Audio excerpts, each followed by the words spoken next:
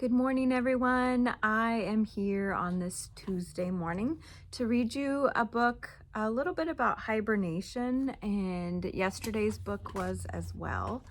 Tomorrow's book will be too. And I just wanted to read you a list of animals that hibernate. Maybe there's some that you didn't know hibernated. Chipmunks, bears, bats, box turtles, bumblebees, garter snakes, hedgehogs is what we learned about yesterday, land snails, fat-tailed dwarf lemurs, and the last one is the one that kind of surprised me, wood frogs. So some frogs hibernate. Today's book is called Bear Has a Story to Tell. It is written by Philip C. Stead, and the illustrations are done by Aaron E. Stead. Bear has a story to tell.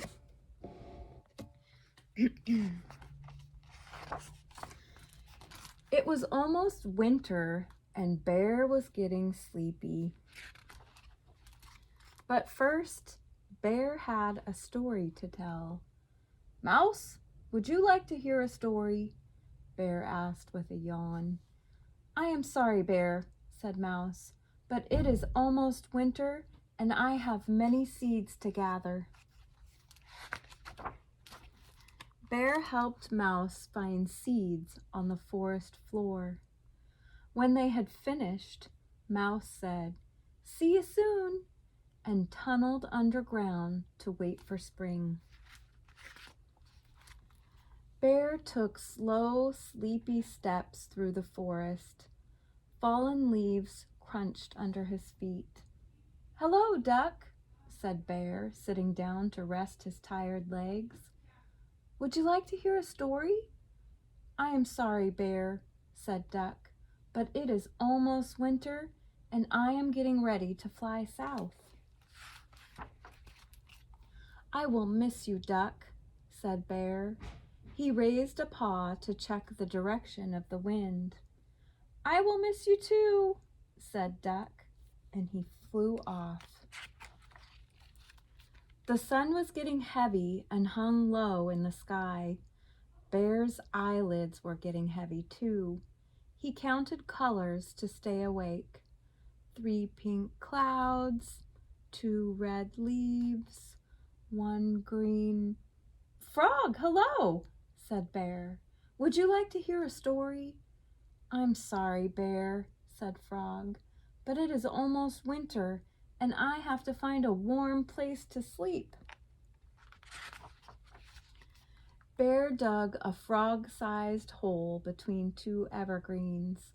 Then he tucked Frog in under a blanket of leaves and pine needles. "Thank you, Bear," said Frog. "I will see you in the spring." Bear leaned against the old oak tree. He stretched and yawned and scratched his belly. "I wonder if Mole is awake," he thought. "Mole, are you there? Mole!" Mole was already asleep. "Good night, Mole," Bear said with a sigh. So there's Mole down in his little burrow. The first winter snowflakes began to fall. And there Bear got in his den. He's hibernating nice and warm. Many months passed and the sun returned. It melted the snow and woke the trees. Bear rolled out onto the green grass. "It's spring," he said. "Now I can tell my story." But first, Bear brought Mouse an acorn. "Thank you, Bear," said Mouse. Mouse was hungry after a long winter. "Welcome home, Duck," called Bear. "You must be tired from your journey." Bear showed Duck a shady mud puddle he'd found. Bear placed Frog in the sunshine till he was warm and awake. "Frog!" "Good morning," said Bear. frog opened one eye, then the other. Bear, mouse, duck, and frog waited all day for Mole to wake up. Finally, Mole poked his nose out into the moonlight. "Mole," said Bear, "would you like to hear a story?" Bear gathered his friends. He sat up straight and cleared his throat. He puffed out his chest, and with all his friends listening, Bear could not remember his story. "It was such a good story," he said, hanging his head. "But winter is a very long time for a bear to remember." The friends sat together for a quiet minute. Then Mouse said, "Maybe your story is about a bear." And Duck said, "Maybe your story is about the busy time just before winter." "I think there should be other characters too," suggested Frog. "Like a mole," said Mole. "And a mouse and a duck and a frog." Bear sat up straight again. He cleared his throat, puffed out his chest, and began his story with,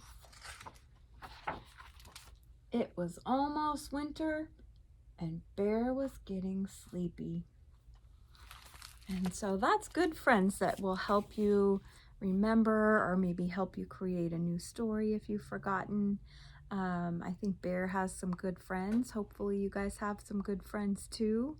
And I hope you have a great day. I'll be back here tomorrow with the frog book about, at the very end, it talks about frogs hibernating.